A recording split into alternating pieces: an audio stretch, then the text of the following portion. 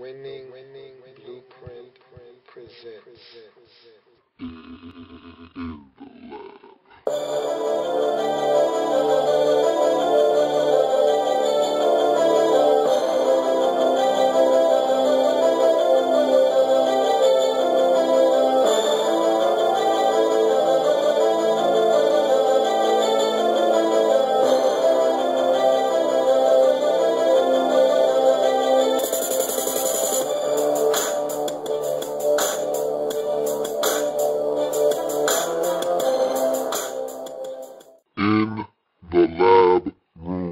Welcome. You are in the lab room. I'm your host, Lou. Thank you for joining me. Today is Wednesday.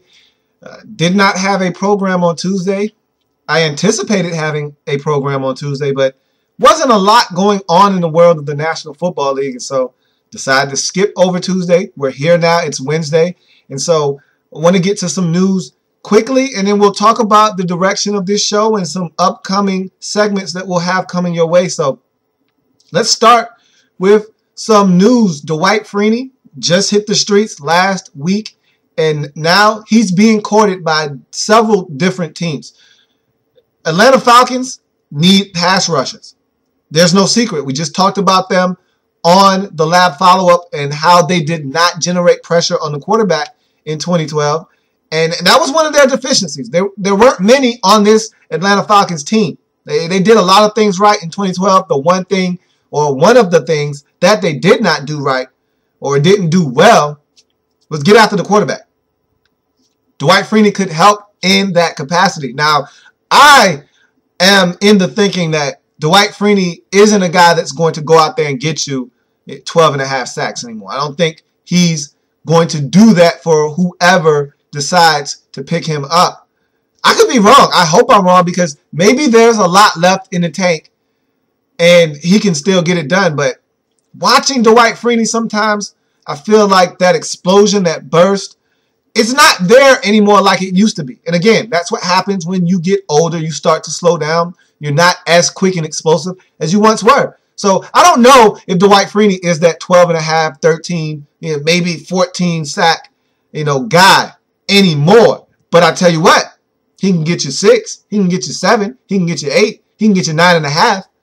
And on a team that really didn't have guys that can get to the quarterback, that's a heck of a lot of sacks to add to a group that had less than 30 sacks on the season. So Dwight Freeney's services would definitely be welcome in Atlanta.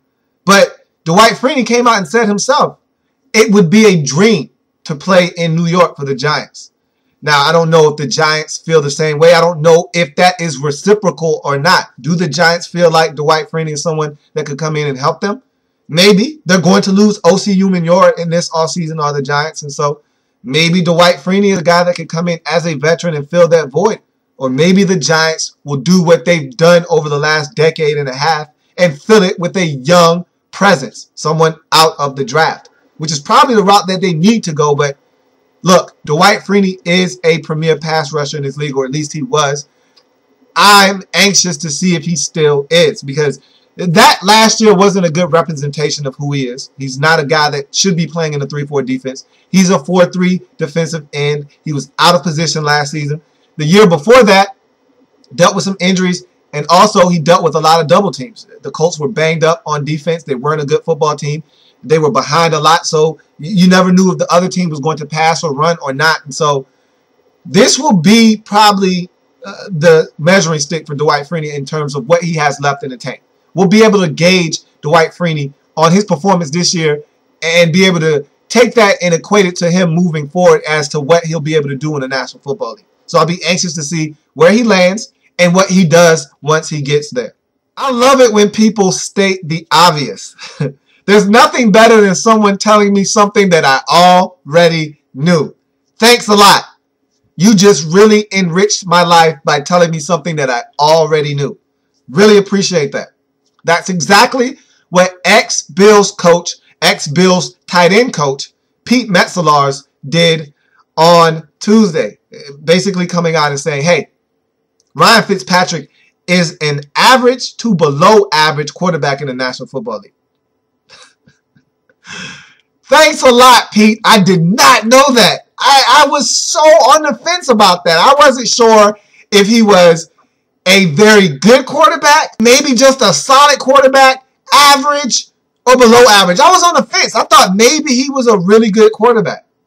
Thanks for telling me that. Come on, Pete. We already knew that, man. What are you doing? Leave it alone. You're no longer employed by the Buffalo Bills. I know there's a little bit, just a little bit of ill will there. Maybe it's not. Maybe you just felt the need to say that. But, Pete, we already know that, man. Thanks a lot for telling us anyway. But we already know Ryan Fitzpatrick is not the answer in Buffalo. Ryan Fitzpatrick probably did not need to be extended and given that contract that he was given by the Bills. But look, I'm not the one to tell someone not to pay a player because I'm an advocate for players getting paid. So Fitzpatrick was able to pull the wool over the Buffalo Bills' eyes, get paid. Good for him. But the jig's up. Everyone knows that Fitzpatrick is an average quarterback at best. And so the Bills need to look elsewhere. Hence, they signed Tarvaris Jackson to come in and compete for that starting quarterback position. And I expect Tarvaris Jackson to win that position because I just don't think that Ryan Fitzpatrick is that good. I've been saying that for a long time now. When he's hot and he's on, he's really good. But that's not often the case with Ryan Fitzpatrick. He's too skittish. He's a guy that will turn it over. And like Pete Metzelaar said, now this, for people who haven't been watching the Bills all season long, is something that you could tell them, hey, we lost a few games that we probably would have won had we had better quarterbacking. I agree with that statement. But again, I've watched all the Bills games. I know that with some better quarterbacking, they would have won maybe 3 or 4 more games this season, possibly making it to the postseason. But again, that's what happens when you have an average quarterback. And in this league, I say it all the time. And yes, you know what I'm about to say, and I'm going to say it anyway. If you don't have a quarterback, you don't stand a chance in the National Football League. And the Bills are finding that out. And that's why they are on the prowl looking for a quarterback. Don't be surprised if the Bills draft a quarterback this season.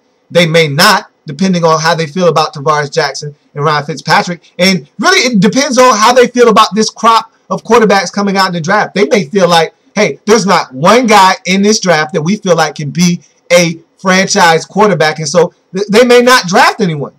A la Mike Shanahan and the Redskins in that draft where Blaine Gabbert, Jake Locker, and Christian Ponder came out, where they just felt like, hey, there's not one quarterback here that we feel can help us down the road that's a franchise QB. They're not what we're looking for right now. And so they just passed on that whole draft at quarterback. And luckily enough for them, they hit a home run the next year by getting Robert Griffin III. Maybe the Bills do something like that. Who knows? I tell you what, though.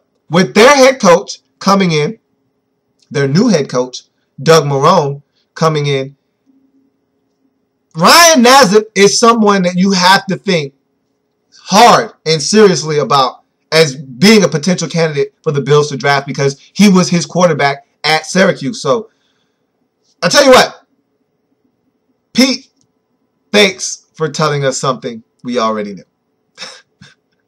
Let's talk about the Steelers for a bit now. The Steelers were a train wreck on the field last year in many instances. And now we're starting to find out in bits and pieces that they were a train wreck off it as well. You've got guys speaking out now. Larry Foote was talking about, as well as Ryan Clark was talking about, how disappointed they were in some players or a player coming out and speaking out about Lamar Woodley and his production or lack thereof last season and how he was out of shape and he wasn't in the weight room. You never want that kind of dissension in your locker room. The Steelers seem to have had plenty of it in the 2012 season, unbeknownst to any of us. They kept it in-house, and that's normally what good teams do. Trust me, things like this go on all the time. But with the good teams, you never find out about it because it never gets out of the locker room until 10, 15 years down the road when someone's talking to some media guy and they just divulge information to him. But it's coming out now because the Steelers were so bad in the 2012 season. And look, when I say so bad, I'm talking 8-8. For the Steelers, that's a horrendous season. When you're that good and you're constantly that good, and we expect you to be a double-digit winning football team every single season, and you've lived up to that standard for the most part for the last decade, you know, on and off, here and there, maybe falling short every 3 years or so, but For the most part, year in, year out, the Steelers are competing for the right to call themselves AFC North champions, to not get to double-digit wins, to not get to the point where you're threatening to make the postseason. That's not the Steeler way. And so there was a lot going on. And again, we found out another bit from Antonio Brown, who said, look, this locker room was divided last season. Now, divided over what? I don't know.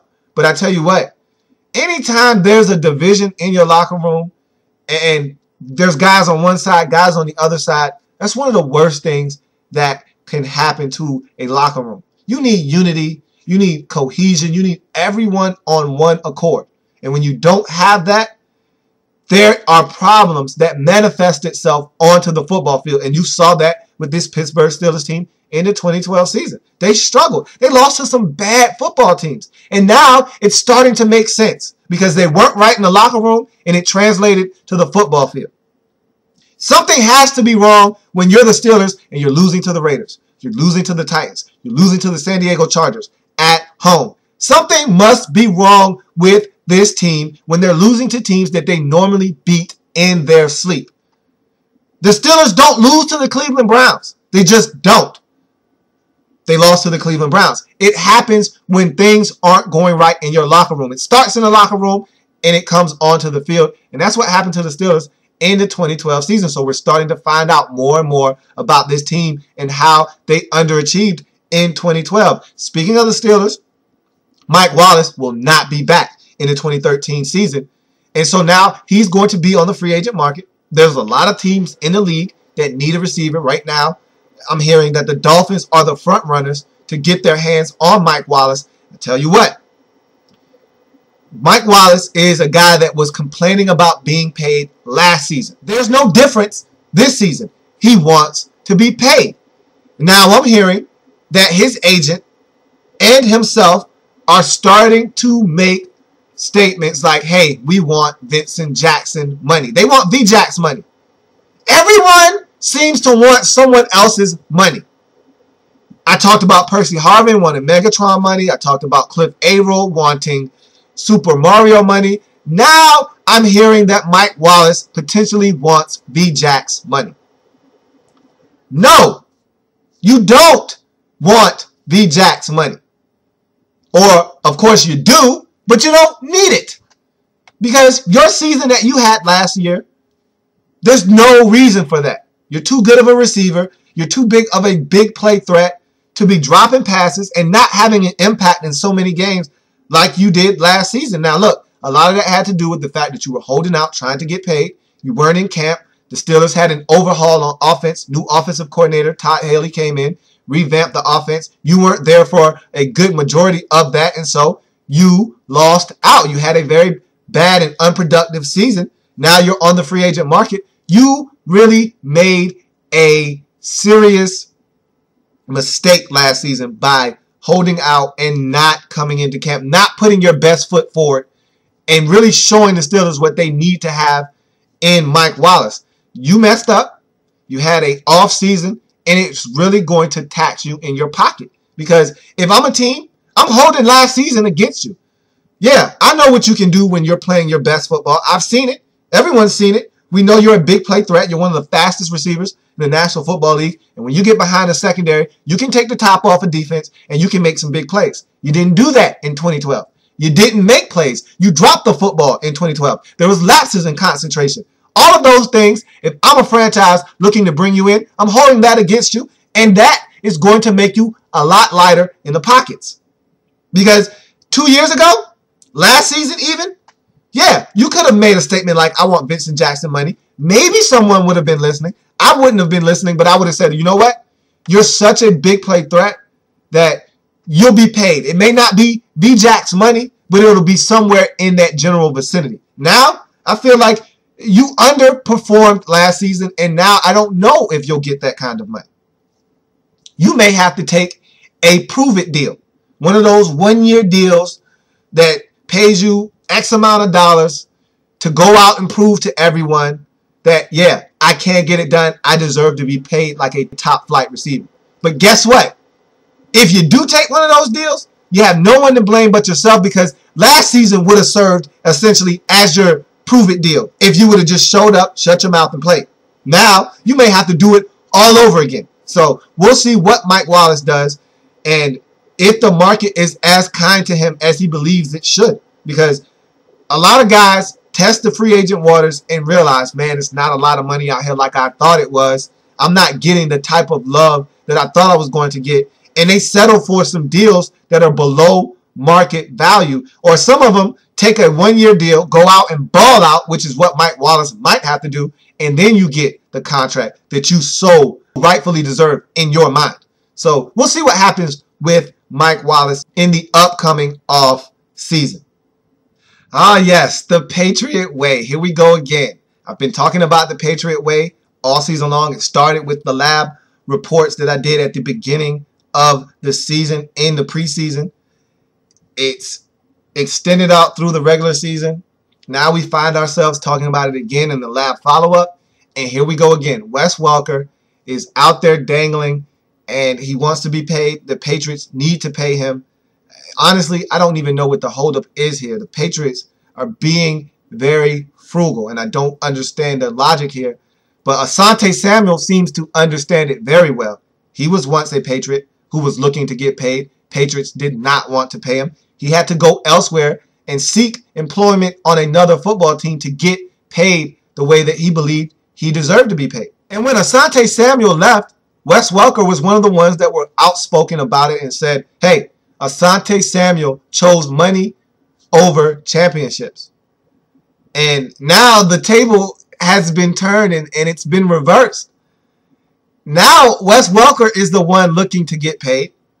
And Asante Samuel is off in Atlanta, where he was this close to winning, or at least getting to the Super Bowl and having a chance at winning a Super Bowl. And now he's giving a little bit of advice to Wes Welker. And he said to Wes Welker, I've been there before. And I'm telling you right now, you better chase the money. And as someone who watches this league from afar and sees how guys are lowballed all the time, as in the case of Wes Welker right now, you always try to encourage players to get their money, get paid as much as you can for as long as you can, because once it's over, being a professional athlete is unlike any other profession. You are paid at the beginning of your really earning potential. Most people, when they get into the workforce, they start out making minimal gains, minimal wages, and they work their way up to making their biggest paydays by the time they turn 40 and 50 years old.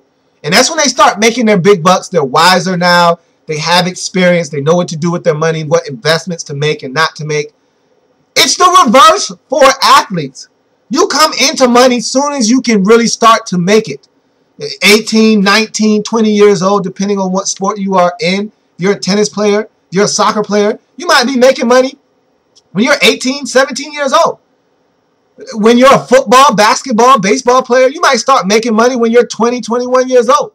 And so all of a sudden now you get into all of this money, or in some cases you don't, and you might be playing for peanuts under your first contract as you were a late round draft choice or you were undrafted. You outperform your contract, and now it's time for you to get paid. But the team that you're with doesn't want to pay you.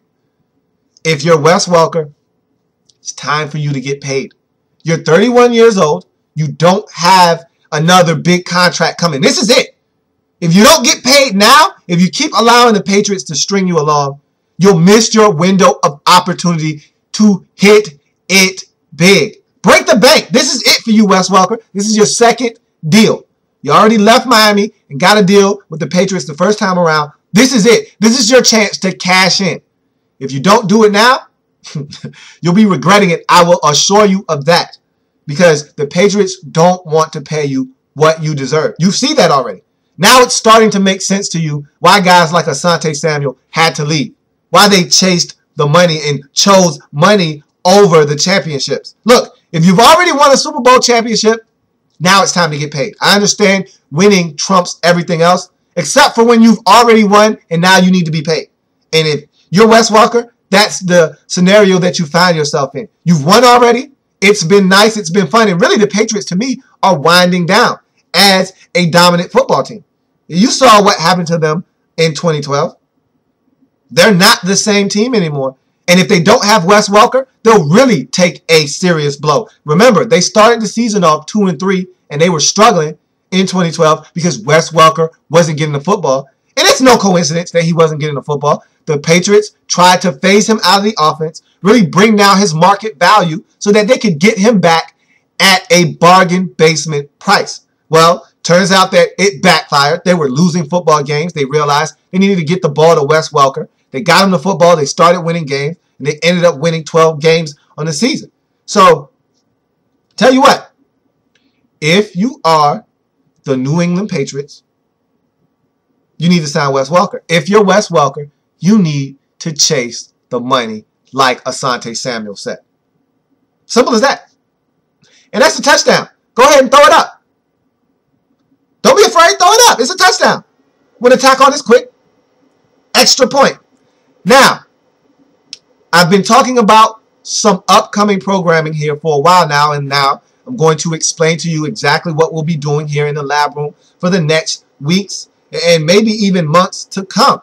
Now, up on the immediate docket will be a series that I'm going to call 5 minutes or less.